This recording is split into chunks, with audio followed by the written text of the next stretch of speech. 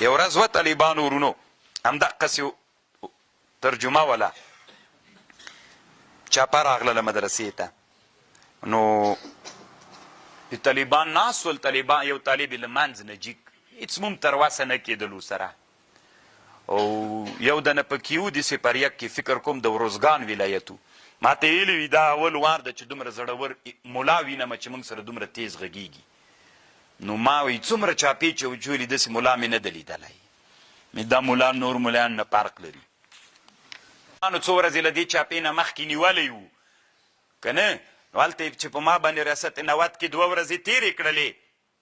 نو الله عز وجل انسانانو په زړونو کې یو محبت الله په خاطر دلته طالبانو په کابل کې مظاهرې سولې داسې مظاهرې وسولې چې 13 کلن د جهاد مبارزه کې د ریاست نوت نه 2 ورځې د جمعې په ورځ باندې څوک هم ټول افغانستان کې څوک نه ده راوتلی که راوتلي هغه یې زه راویستلی یم دا د افغانانو مجاهدینو یو لوی احسان و له ما سره یعنې چې ریاست نوت نه به دوی ویلې بڼکه به چې راوړله هغه په میاشتو نه سو وتلی زه یې الله د جمعې په ورځ باندې تېر نه راوویستلم او دا اول وارو کله چې زه ریاست کابل ته بیا راوړم هغه جنۍ چې راخوشې کولم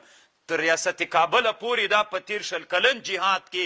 اولینی وارو چې تر ریاست کابل پورې سپین بیرغونه راورسېدل نو تکبیرونه نارې ولې طالبانو بیا له هغې نه وروسته الله د کابل ښه ورځ ونه لیدله یعنې د کفر دپاره الله عز وجل بیا د اسلام شاعر کړل الله دې نه کوي طالبانو که مشرانو نه تزلزل حالت راغی ملت به بیا د دوی نه پوښتنه کوي موږ ته به اسلامي نظام ساتي په هره معنا چې وي موږ ته به اسلامي نظام ساتي دلته وینې توی سوي دي قربانۍ سوې ده ته مو چې مشر کړې ښه ځواني نه لرې